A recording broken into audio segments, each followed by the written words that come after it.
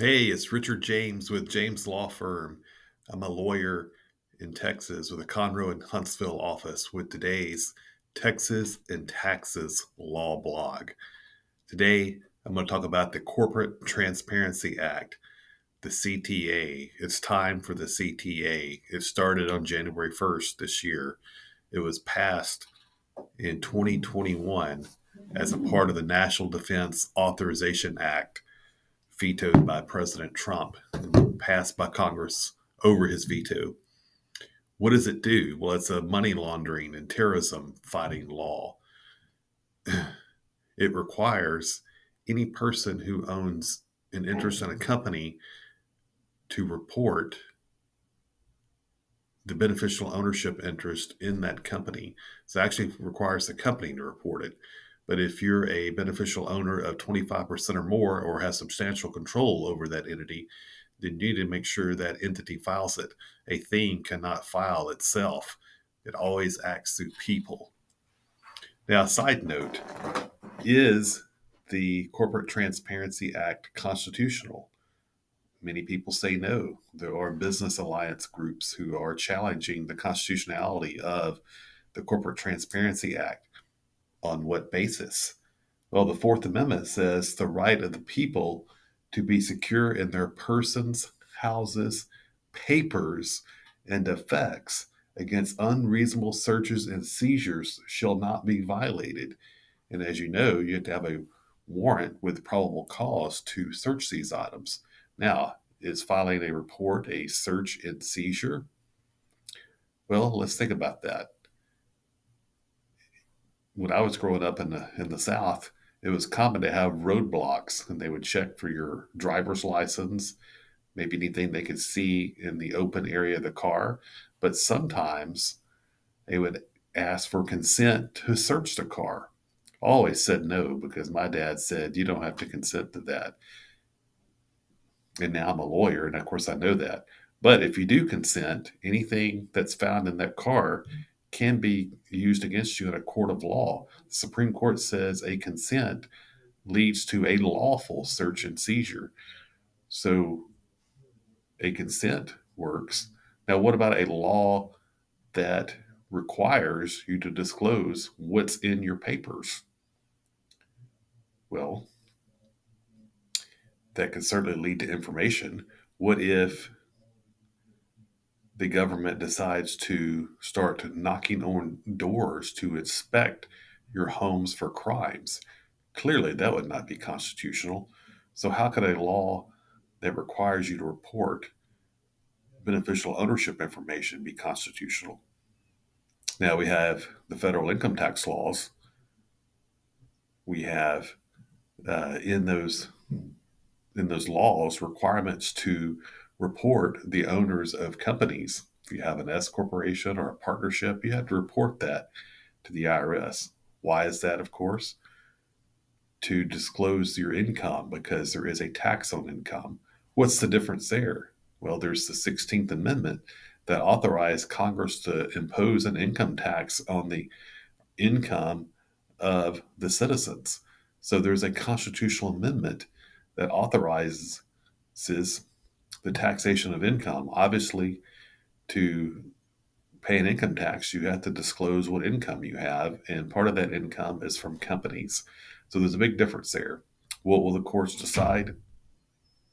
I think it's pretty obvious that it's unconstitutional. So I expect that probably the courts will say it's just fine. So, anyway, that aside, what do you do with the reporting requirements? When do you have to file these information reports? They're called beneficial ownership information reports, BOIR. Us lawyers really like these acronyms. And if you don't know the acronym, you're just like not part of the knowing group or the cool kids of the law. Well, for any company that's formed this year, you've got 90 days to file that report with the Treasury Department's FinCEN, the Financial Enforcement Crimes Network, or something like that. FinCEN, another one of the government agencies. Next year, you'll have only 30 days. What about existing companies? You've got until the end of the year to file that report. Do all companies have to file these reports? No, there are some exemptions. They're primarily for insurance companies, insurance agencies, banks, stock dealers, stockbrokers, public accounting firms. That is, these are all companies that have some other government agency that regulates them and requires reporting of ownership. There are also two other exemptions that might come into play. Those are inactive companies and basically active companies that meet certain thresholds in revenue and the number of employees on the payroll. For inactive companies, you've got to note that it only applies to companies that were in existence on January 1st, 2020, or before, existing on or before January 1st, 2020. If you form a new company, it's not going to qualify as inactive. There are some other requirements for an inactive company. You can't have any assets. You can't have had a funds transfer of $1,000 or more. But know if your company existed as of January 1st, 2020, you might be exempt, or the company may be exempt. What about the companies that have certain revenue and threshold amounts for employees?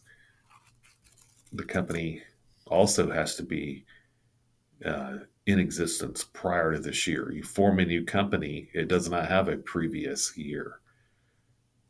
The revenue threshold is $5 million of gross receipts in the United States. If there are gross receipts elsewhere, those don't matter. And you have to have more than 20 employees to qualify for this exemption. Note there's also a filing requirement to tell the government that you qualify for the exemption. I'm not sure what the difference in the amount of information you have to provide, but note that you have to qualify for an exemption. Finally, these reports that have to be filed with the government also have regulations on the access to the info. Supposedly and hopefully, this information will only be available for law enforcement. So that's all I have to say about the Corporate Transparency Act. It's going to change how I practice company formation law. I have to have much more information. I have to advise clients that either you hire me as a part of the representation to file the report, or if you don't want that, just at least disclose to you that you have to file this report. And I have to give you my FinCEN number, which I have obtained to you as the organizer of that entity. So be careful for this year, you've got to file these reports. Contact us if you have any questions. Pay attention to the news. Maybe the courts will strike down this law. You never know. Until next time, I'm Richard James Law Firm in Conroe, Texas. Thank you.